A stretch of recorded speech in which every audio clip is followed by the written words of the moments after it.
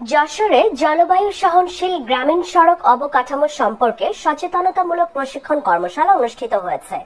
বুধবার দুপুরে স্থানীয় সরকার প্রকৌশল বিভাগ এলজিইডি যশোরের আয়োজনে ও পল্লী সংযোগ উন্নয়ন প্রকল্প আরসিআইপি এর অর্থায়নে যশোর সদর উপজেলা পরিষদের হলরুমে উপজেলা chairman, vice chairman, UP chairman, UP সদস্য এবং স্থানীয় স্টেক হোল্ডারদের উপস্থিতিতে অনুষ্ঠিত হয়। যশোর এলজিইডির এক্সএন আহমেদ মাহবুব রহমানের সভাপতিত্বে প্রধান অতিথি হিসেবে উপস্থিত ছিলেন যশোর অঞ্চলের তত্ত্বাবধায়ক প্রকৌশলী কাজী সোহানুর রহমান।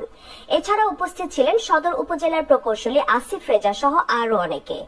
এই সময় বর্তমান আবহাওয়া ও জলবায়ু সহনশীল গ্রামীণ সড়ক অবকাঠামো সম্পর্কে বিভিন্ন সচেতনতামূলক দিক সম্পর্কে আলোচনা করা হয়।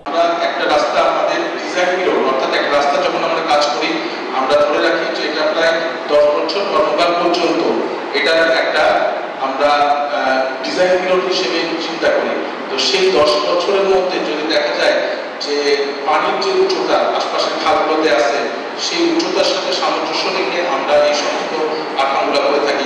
সকলে মিলে আমরা চেষ্টা করছি ভবিষ্যতের জন্য যে আমরা কি আবিষ্কার করতে পারি। আমরা কংক্রিটের কংক্রিট কিন্তু এখন ওনারা একটা সাস্টেইনিং পিরিয়ড আছে, অর্থাৎ ওনার কংক্রিট যে ছিল তার মধ্যে একটা মেয়াদ আছে।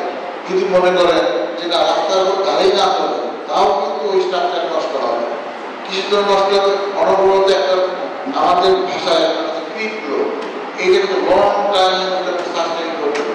সেই লোডটা কিন্তু তা ও কিন্তু আমাদের এটাকে লোড সৃষ্টি করে, অর্থাৎ গরম হয়ে যায়, এক্সপানশন করে এটা কেটে যায়। আমাদের বিভিন্ন ধরনের রিসার্চ চলছে, আপনারা সবসময় সহযোগিতা করবেন আমাদেরকে যাতে আমরা ভালো প্রজেক্ট আপনাদেরকে উপহার দিতে পারি।